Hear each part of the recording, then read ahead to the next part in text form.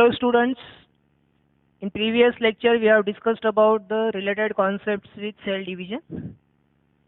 आज हम और कुछ concepts और उससे related MCQs study करेंगे, ठीक है? So first question is mitosis is karyokinesis, cytokinesis, reduction in chromosome number, both A and B. बहुत simple question है. cytokinesis और karyokinesis दोनों का मिला के क्या होता है? माइटोसिस होता है. ठीक है, नेक्स्ट क्वेश्चन देखते हैं हम. इन mitosis the chromosome duplication occurs.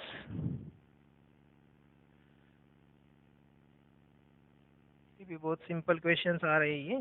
Which of the phase mitosis is the longest phase. ठीक है, ये क्वेश्चन ले लेते. Question number 1, which of the phase is longest phase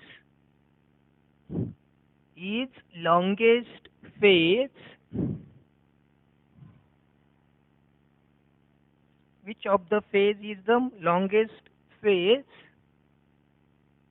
in mitosis. Mitosis में लॉन्गेस्ट फेज इसमें से कौन सा है वो हमें पूछा गया है. ठीक है, given options are a telophase, anaphase, metaphase, prophase. Telophase, anaphase, metaphase, prophase.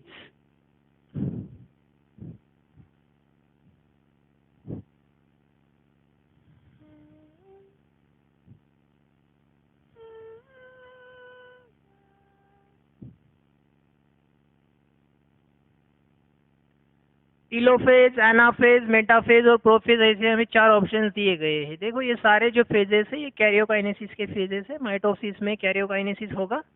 Karyokinesis में 4 फेजेस होंगे, प्रोफेज, मेटाफेज, एनाफेज और टीलोफेज. तो इसमें से लॉन्गेस्ट फेज कौन सा होता है? तो the longest phase in karyokinesis is prophase. ठीक है, प्रोफेज लॉन्गेस्ट फेज होता है कैरियोकाइनेसिस का. ठीक है, तो प्रोफेज लॉन्गेस्ट फेज होता है, एनाफेज शॉर्टेस्ट फेज होता है. ठीक है, सबसे शॉर्ट फेज होता है एनाफेज और लॉन्गेस्ट फेज होता है प्रोफेज. ठीक है, question number 2.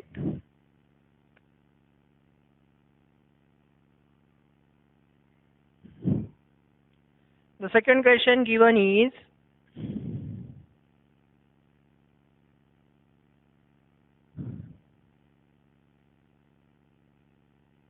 the cellular structure which always disappears during mitosis or meiosis. Cellular structure which always disappears during mitosis और मियोसिस. मियोसिस माइटोसिस में जो सेलुलर स्ट्रक्चर ऑलवेज क्या होता है?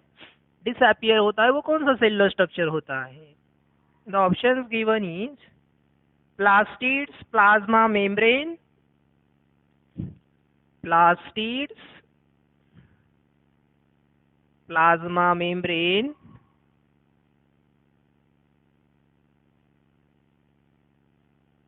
option C is nucleolus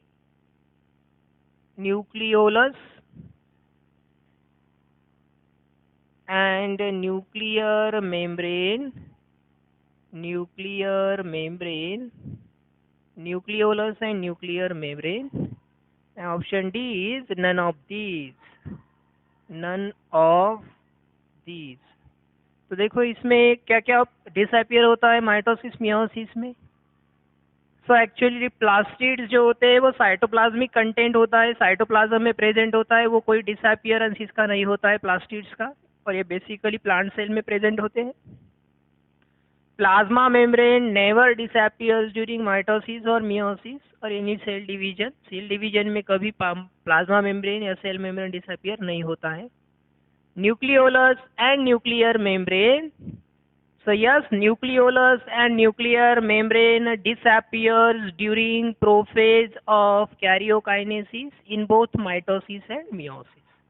mitosis meiosis में prophase जो stage होता है कैरियोकाइनेसिस का पहला स्टेज, ठीक है, कैरियोकाइनेसिस का पहला स्टेज प्रोफेज होता है, उस समय न्यूक्लियोलस और न्यूक्लियर मेम्ब्रेन क्या होते हैं, डिसअपियर होते हैं।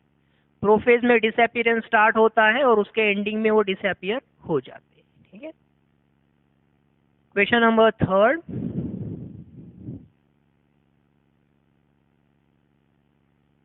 So the third question is, chromosomes undergo dehydration and coiling during.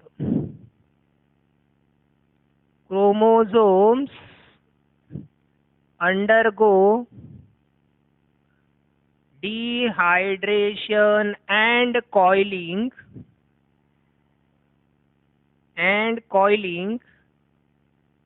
during. Chromosomes जो है वो डिहाइड्रेशन एंड कॉइलिंग उनमें होता है, वो कब होता है? तो options given is anaphase,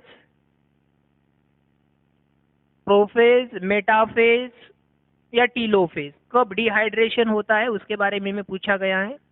options given is anaphase, second option given is metaphase, prophase and D given is telophase. ठीक है, इतने ऑप्शंस हमें दिए गए हैं। तो कौन सा फेज होता है जब डिहाइड्रेशन ऑफ क्रोमोसोम होता है और कॉइलिंग भी होता है क्रोमोसोम का? तो हमें पता है कि dehydration and coiling during karyokinesis occurs eight prophase stage. ये प्रोफेज होता है जिसमें डिहाइड्रेशन और कॉइलिंग होता है। देखो इस तरह से, फॉर एग्जाम्पल ये एक सेल है और सेल के अंदर ये न्यूक्लियस है और न्यूक्लियस के अंदर क्रोमैटिन थ्रेड्स है। अब ये जो क्रोमैटिन थ्रेड्स हमें इस थ्रेड लाइक स्ट्रक्चर्स की तरह दिख रहे हैं, इसका डिहाइड्रेशन होता है, यानी इसका कंडेंसेशन होता है। डिहाइड्रेशन होके कॉइलिंग होता है। कॉइलिंग होता है तो ये जो क्रोमोसोम्स है ये हमें इस तरह से नज़र नहीं आते, तो ये क्रोमोसोम्स कुछ इस तरह से नज़र आते हैं। ठीक है, ये इस तरह से नज़र आने लगते हैं। तो ये डिहाइड्रेशन जो क्रोमोसोम का है, ठीक है, ये कुछ इस तरह से नज़र आएंगे, इस स्ट्रक्चर्स के फॉर्म में ये नज़र आएंगे। तो ये इस तरह से स्ट्रक्चर्स कब दिखते हैं? जब प्रोफेज होता है तब दिखते हैं। ठीक है, डिहाइड्रेशन एंड कॉइलिंग होता है तब दिखते हैं। So this is about the prophase और the coiling of the DNA which occurs at the prophase. Question number 4.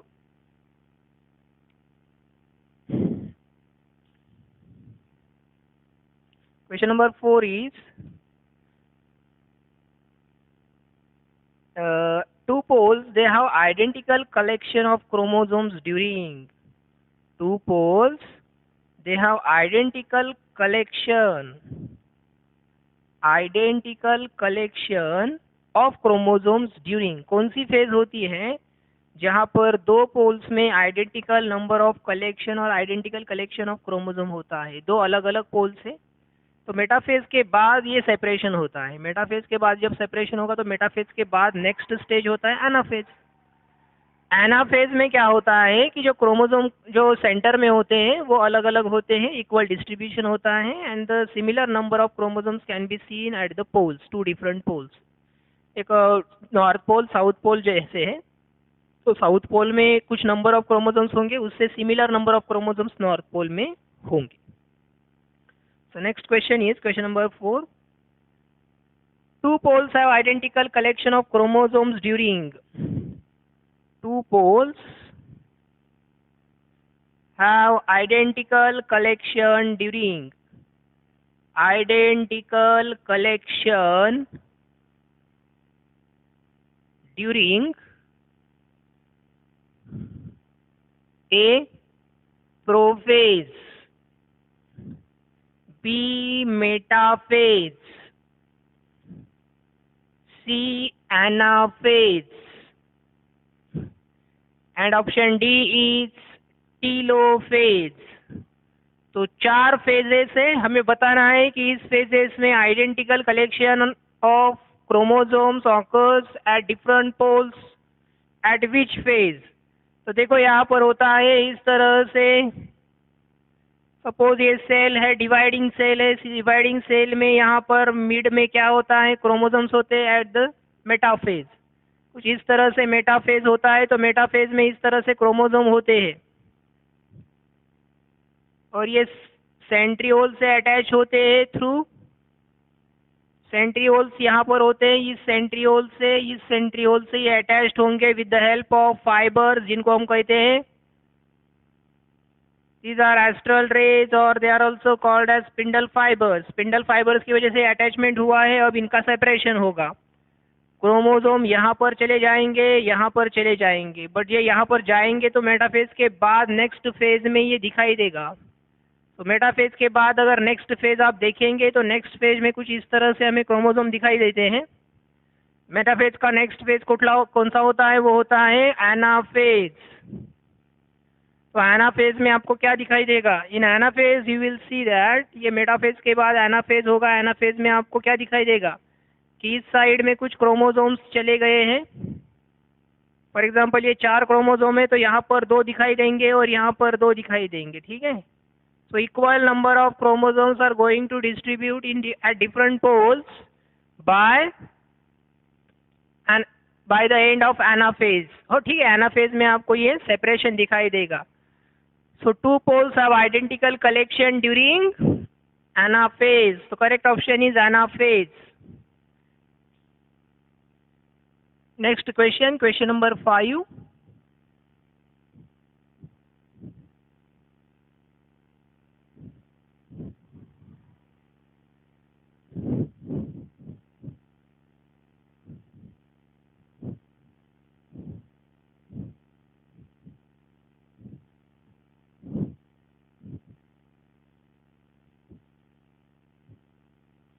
Question number 5 is, in mitotic metaphase the number of chromatids in each chromosome is। Mitotic metaphase में number of chromatids हर chromosome में कितने होते हैं। In mitotic metaphase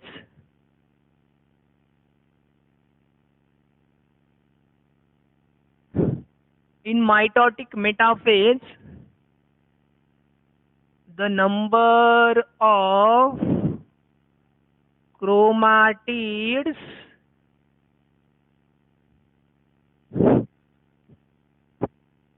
of chromatids in each chromosome is, in each chromosome is कितने होते हैं हर chromosome में, number of chromatids in mitotic metaphase.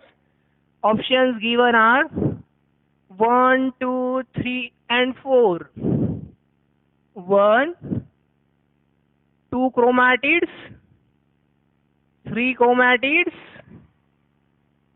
और डी ऑप्शन है 4 क्रोमैटिड्स। तो कितने क्रोमैटिड्स होते हैं, देखो यहाँ पर क्या पूछा गया है कि मेटाफेज माइटोटिक है, तो माइटोसिस में कैरियोकाइनेसिस होगा, कैरियोकाइनेसिस में मेटाफेज होगा। तो मेटाफेज का अगर डायग्राम आप निकालेंगे माइटोसिस के, तो वो कुछ इस तरह से हमें दिखाई देगा। यहाँ पर प्रोफेज में पूरी तरह से सेंट्रियोल्स का सेपरेशन हुआ है और उसी तरह से न्यूक्लियर मेम्ब्रेन न्यूक्लियोलस डिसअपियर हुआ है। तो सेंट्रियोल यहाँ पर एक होगा, यहाँ पर होगा। सेंट्रियोल्स इस तरह से पेयर्ड बॉडीज होते हैं, 2 पोल्स में 2 सेंट्रियोल्स बन गए हैं। और क्रोमोसोम्स मेटाफेज में कहाँ पर होते हैं, यहाँ पर होते हैं, मिड में होते हैं, ठीक है। तो क्रोमोसोम्स यहाँ पर होंगे और क्रोमोसोम्स आर डिप्लीकेटेड क्रोमोसोम। ये क्रोमोसोम कैसे होते हैं, डिप्लीकेटेड क्रोमोसोम होते हैं, कुछ इस तरह से दिखाई देते हैं।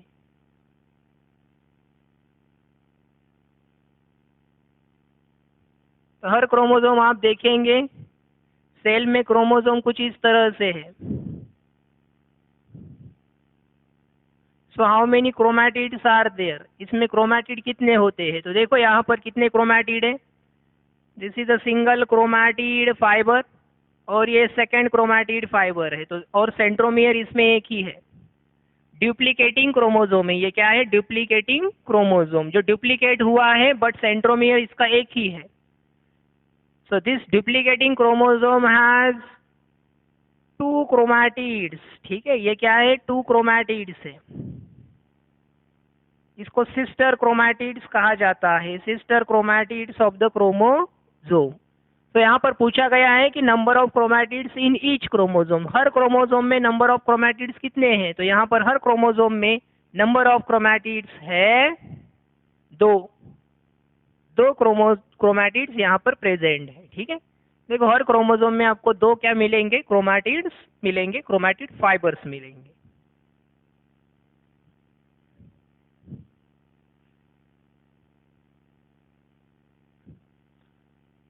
Question number 6, next question.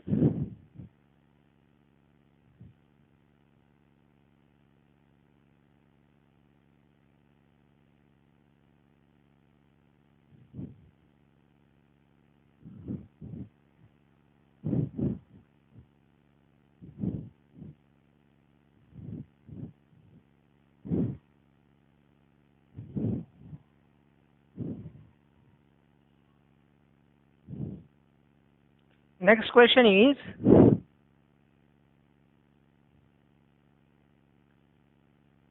इन माइटोटिक, ये हो गया, ठीक है। Next question is, match the column 1 with column 2 and select the correct answer.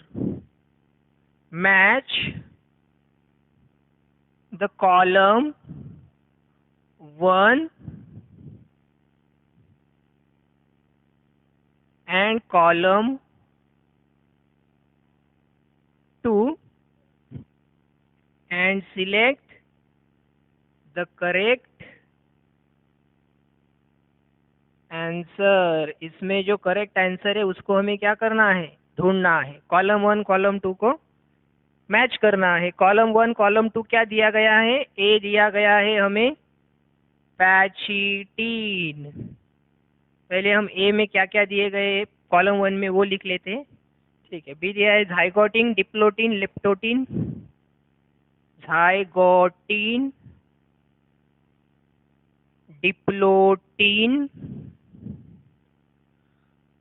लिप्टोटिन, ये सारी कैरियोकाइनेसिस 1 में प्रोफेज 1 की स्टेजेस हैं। और ई दिया है डायकाइनेसिस, डायकाइनेसिस। देखो ये सारी जो स्टेजेस है, ये सारी स्टेजेस कैरियोकाइनेसिस 1 यानी मियोसिस 1 में कैरियोकाइनेसिस 1 की, प्रोफेज 1 की सब स्टेजेस है ये, ठीक है। यानी मियोसिस में मियोसिस 1 होता है, मियोसिस 1 में कैरियोकाइनेसिस 1 होता है, कैरियोकाइनेसिस 1 में प्रोफेज 1 होता है, और उस प्रोफेज 1 में ये 5 स्टेजेस होती है, ठीक है। कॉलम 2 में हमें दिया गया है, कॉलम 2 में दिया गया है A is given is bouquet stage, sorry bouquet stage. Bouquet stage क्या होता है, तो क्रोमोसोम का जो स्ट्रक्चर होता है, बकेट लाइक स्ट्रक्चर दिखता है, उसको बकेट स्टेज कहते हैं। Chiasma visible, chiasma is visible during which phase, वो हमें देखना है। टर्मिनलाइजेशन, थर्ड है टर्मिनलाइजेशन,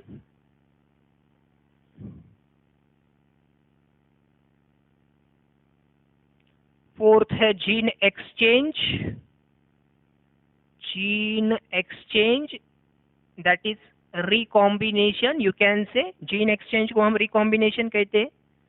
और फिफ्थ दिया है synapsis, synapsis is the pairing of chromosome, chromosomal pairing को हम क्या कहते हैं, सिनेप्सिस कहते हैं, ठीक है।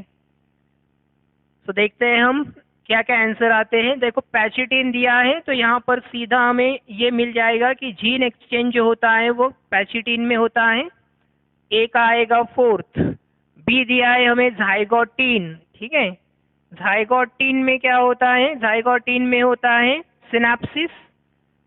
फिर सी दिया है, तो सी में आएगा, सी दिया है डिप्लोटिन। देखो झाइगोटिन में होता है सिनेप्सिस, डिप्लोटिन जो होता है सी में, diplotene that is chiasma is visible during diplotene, chiasma जो होता है वो डिप्लोटिन ड्यूरिंग क्या होता है, विजिबल होता है। तो इसका आंसर आएगा हमें ये। लेप्टोटीन में हमें बकेट स्टेज क्रोमोसोम दिखती है, बकेट स्टेज क्रोमोसोम्स, ठीक है। और फाइनली डाइकाइनेसिस जो है इसका आंसर आएगा ये टर्मिनलाइजेशन, जो कि लास्ट फेज होता है। अब इसको मैं एक्सप्लेन कर देता हूँ कि प्रोफेज 1 में होता क्या क्या है और किस तरह से ये सब कुछ होता है। ये सारी जो स्टेजेस है ये किस तरह से अलग अलग कैरेक्टर्स दिखाती है, अलग अलग टाइप में क्रोमोसोम्स दिखाती है, अलग अलग स्ट्रक्चर्स होते हैं क्रोमोसोम्स के, उस फॉर्म में ये क्रोमोसोम दिखते हैं हमें इस स्टेजेस में। अब देखो मियोसिस 1 में होता है कैरियोकाइनेसिस 1 और इसमें होता है prophase 1। Prophase 1, prophase 1 is divided into leptotene, first stage होता है लिप्टोटीन, फिर होता है जाइगोटीन, फिर होता है पैचिटीन, ठीक है, फिर होता है डिप्लोटीन और डाइकाइनेसिस। इस तरह से 5 स्टेजेस होते हैं, leptotene, zygotene, pachytene, diplotene, diakinesis. 5 stages होती है इसमें, leptotene, zygotene, pachytene, diplotene, diakinesis. अब लिप्टोटीन में होता क्या है एक्चुअली, तो लिप्टोटीन में क्या क्या होता है, तो लिप्टोटीन में जो शुरुआत की फेज है लिप्टोटीन, इसमें starting of nuclear membrane and nucleolar disappearance, ये दोनों भी डिसअपियर होने को स्टार्ट हो जाते हैं, ठीक है। और इसके साथ साथ क्रोमोसोम में क्या चेंजेस आते हैं, तो क्रोमोसोम में जो लिप्टोटीन है उसमें बकेट स्टेज दिखाई देता है। How the bucket stage can be scene, so bouquet stage का मीनिंग होता है कि जो क्रोमोसोम्स है, सपोज इस तरह से ये क्रोमोसोम्स है,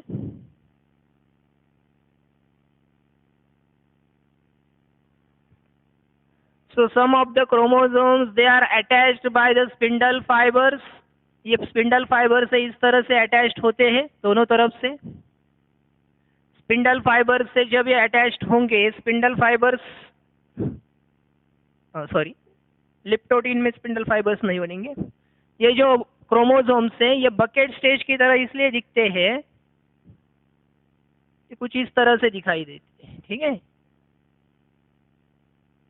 इस तरह से क्रोमोसोम दिखाई देते हैं। अब इस स्टेज को हम क्या कहते हैं, बकेट स्टेज। क्रोमोसोम का ये बकेट स्टेज होता है, ठीक है। So bouquet stage can be seen in leptotene, इसको बकेट स्टेज कहा जाता है, लिप्टोटीन में ये दिखाई देता है। फिर होता है जाइगोटीन।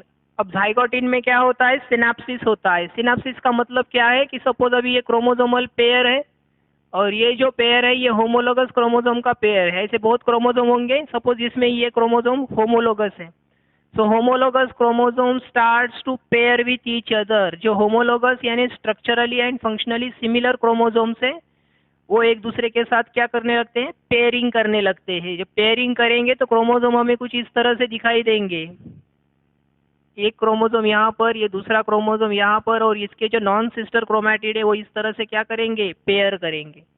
सो इस तरह की पेयरिंग को हम क्या कहते हैं, सिनैप्सिस। क्या कहते हैं, सिनैप्सिस। सिनैप्सिस होने के बाद पैचिटिन होता है। पैचिटिन में क्या होता है, ये जो पेयर है ये इस तरह से एक नॉन सिस्टर क्रोमैटिड एक दूसरे के साथ ऐसे चिपक जाते हैं, यानी एक दूसरे को ये इस तरह से क्या करते हैं, क्रॉस करते हैं। और क्रॉस करने की वजह से इनमें जो न्यूक्लियर मटेरियल है या जो जीन्स है वो जीन्स एक्सचेंज हो जाते हैं। तो जीन्स जब एक्सचेंज होंगे तो ये कुछ इस तरह से हमें दिखाई देगा। देखो कि फॉर एग्जांपल ये एक क्रोमोसोम है और ये दूसरा क्रोमोसोम है,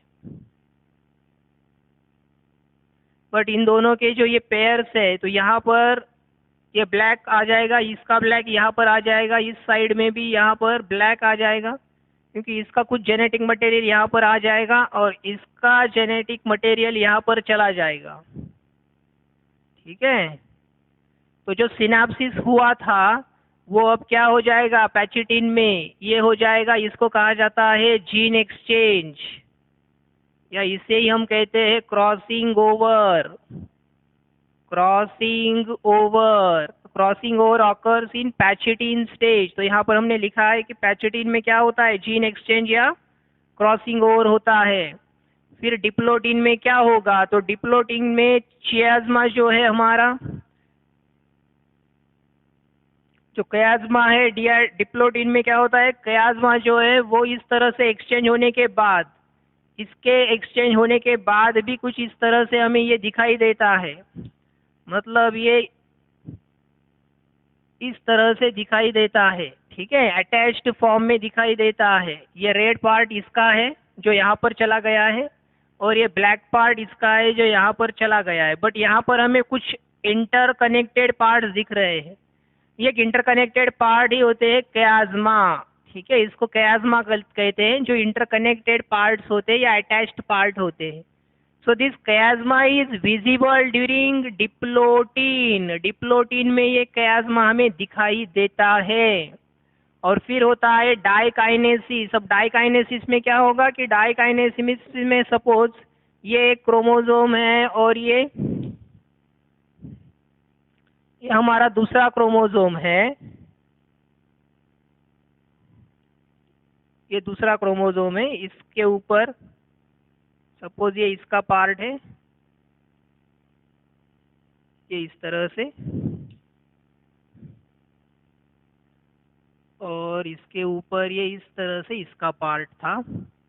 सपोज ये जो क्रोमोसोम है ये सपोज डिप्लोटिन में है, पर जैसे ही डिप्लोटिन प्रोसीड करता है डाइकाइनेसिस आता है, तो डाइकाइनेसिस में ये जो कयाज्मा है ये टर्मिनल्स की तरफ शिफ्ट होता है। यानी ये जो कयाज्मा हमें बीच में दिखाई दे रहा है ये बाद में हमें इस तरह से टर्मिनल्स की तरफ दिखाई देगा। यानी ये धीरे धीरे क्या होता है, टर्मिनल की तरफ शिफ्ट होता है। यहाँ पर भी ये जो बीच में दिखाई दे रहा है ये टर्मिनल्स की तरफ इस तरह से शिफ्ट होगा। टर्मिनल्स की तरफ शिफ्ट होने को ही कहा जाता है टर्मिनलाइजेशन, इसको कहा जाता है टर्मिनलाइजेशन। तो यहाँ पर हमें दिया है डाइकाइनेसिस में क्या है, टर्मिनलाइजेशन होता है। तो अगर हम आंसर इसमें देखेंगे तो फर्स्ट का जो करेक्ट मैच है वो फोर्थ है, जीन एक्सचेंज। सेकेंड जाइगोटिन में सिनेप्सिस। डिप्लोटिन का करेक्ट मैच कयाज्मा विजिबल। लेप्टोटीन का करेक्ट मैच है कि वो बकेट स्टेज दिखा रहा है क्रोमोसोम का। डाइकाइनेसिस में टर्मिनलाइजेशन होता है। तो हमें आंसर्स दिए गए हैं। Option A given is, option A given is A, B, C और डी, ठीक है, जो भी ऑप्शंस दिए गए हैं। तो A B C D options E भी रहा है, ए बी सी डी और ई। तो A B C D E में हमें ऑप्शंस दिए गए हैं 1 2 3 4 5, 1 2 3 4 एंड 5। ऑप्शन बी में क्या दिया गया है हमें, ए बी सी डी और ई। ऑप्शन बी में दिया गया है 4 5 2 1 3, 4 5 2 1 एंड 3, ठीक है। C option given is, C option A B C D और ई। तो इसमें हमें ऑप्शंस दिए गए हैं सी में 3 4 5, 3 4 5 2 1 and option D given is A, B, C, D और E। तो डी ऑप्शन दिया गया है हमें 2 3 4 1 5, 2 3 4 1 5। तो देखो यहाँ पर ए का जो करेक्ट ऑप्शन है वो है 4। ए में करेक्ट ऑप्शन यहाँ पर आपको दिखाई दे रहा है 4। बी में करेक्ट ऑप्शन जो है वो है जाइगोटिन में 5। 5। सी का करेक्ट ऑप्शन जो है वो है कैजमा। तो ये ऑप्शन हमारा करेक्ट आता है डी में फर्स्ट। डी का आंसर है फर्स्ट और ई का आंसर जो करेक्ट है वो है टर्मिनलाइजेशन। ई का करेक्ट आंसर है terminalization third. So the correct option is option B. ठीक है, ऑप्शन बी क्या है करेक्ट ऑप्शन है इस क्वेश्चन के लिए। चेक कर लीजिए एक बार, कोई प्रॉब्लम है? ठीक है, इसके बाद देखेंगे हम question number 7। Next question, next question is question number 7।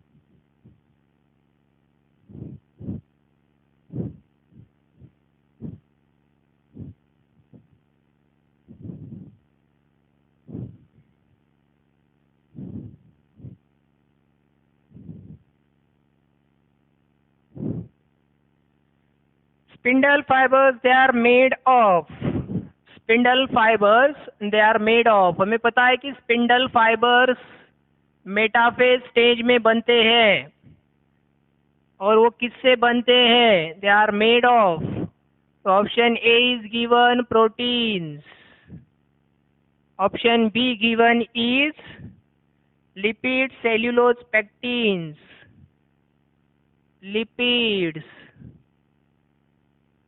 Cellulose, option D is pectins. So the correct answer is question number 7. The spindle fibers they are made of proteins. So protein से बने होते हैं। ठीक है, protein से बने होते हैं स्पिंडल फाइबर्स। ठीक है, question number 8। Question number 8 is spindle apparatus spindle apparatus is made up of. Spindle apparatus किससे बने होते? देखो, स्पिंडल फाइबर्स और स्पिंडल apparatus ऐसे दोनों भी पूछे गए हैं। स्पिंडल apparatus क्या होता है? Spindle apparatus, so spindle apparatus means centrosome. ठीक है, spindle apparatus are made of. तो स्पिंडल apparatus और स्पिंडल फाइबर में फर्क क्या है? देखो यहाँ पर ये सेल है, सेल में इस तरह से ये क्या है? सेंट्रियोल्स है। Centriole is nothing but the spindle apparatus, इसको स्पिंडल apparatus कहा जाता है। अब ये स्पिंडल apparatus किससे बना होता है? इससे निकलने वाले फाइबर्स तो प्रोटीन के बने होते हैं, इससे निकलने वाले फाइबर्स प्रोटीन्स के बने होते हैं। यहाँ पर लिखा है हमने प्रोटीन्स, बट स्पिंडल apparatus किस चीज से बना होता है? ठीक है, तो स्पिंडल apparatus किस चीज से बना होता है? Options given are microtubules, polysomes, spherosomes and endoplasmic reticulum. Microtubules, second option is spherosomes, C option given is endoplasmic reticulum, polysomes and endoplasmic reticulum. Polysomes and endoplasmic reticulum. अब ये किससे बना होता है? तो देखो यहाँ पर ये किससे बना है? ये बना है माइक्रोट्यूब्यूल से। स्पिंडल apparatus ये माइक्रोट्यूब्यूलर स्ट्रक्चर्स होते हैं, वो माइक्रोट्यूब्यूल से बनते हैं। ठीक है, question number 9। Next question, question number 9।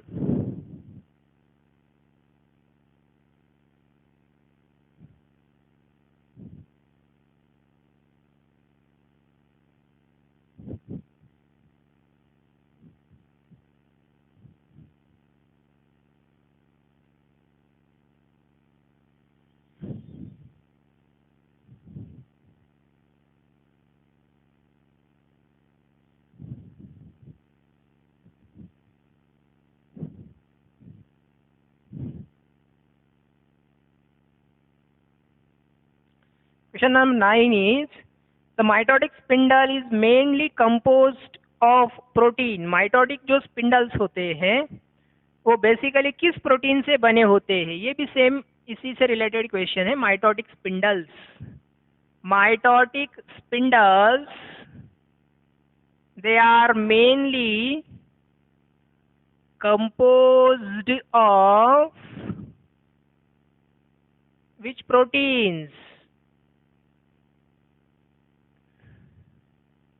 तो इसमें दिया गया है, प्रोटीन्स के नाम दिए गए. ट्यूबुलिन प्रोटीन होता है actually, actin, actomyosin, myoglobin and tubulin, ऐसे नाम दिए गए. Actin, actomyosin, myosin, globulin, myoglobulin, और डी ऑप्शन दिया गया है ट्यूब्यूलिन. तो यहाँ पर हमारा करेक्ट ऑप्शन जो है वो ट्यूब्यूलिन प्रोटीन होता है. ठीक है. Mitotic spindles they are made of tubulin protein. ये नॉलेज बेस्ड क्वेश्चन है कि माइटोटिक स्पिंडल से ट्यूब्यूलिन प्रोटीन के बने होते हैं. ठीक है. फिर उसके बाद नेक्स्ट क्वेश्चन है, What is the stage when all the chromosomes get arranged on the equatorial plane? तो ये मेटाफेज होता है, ये हमने इससे पहले भी देखा है, ये क्वेश्चन हमने कर लिया है. इसके बाद हम देखेंगे next question, the meiosis takes place in. ठीक, meiosis takes place in, question number 10. Meiosis it takes place in, कौन से फेज में मियोसिस होता है? ठीक है, कौन से सेल्स में मियोसिस होता है? Meiosis takes place in first apical meristem, apical meristem, B vegetative cell, C intercalary meristem and reproductive cell. Intercalary meristem, and D option given is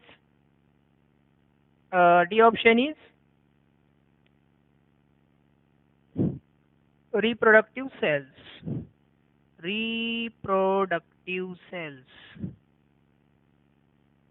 तो देखो, जो भी सेल्स जिनमें भी मियोसिस होता है तो मियोसिस का रिजल्ट होता है हैप्लॉइड सेल्स बनेंगे.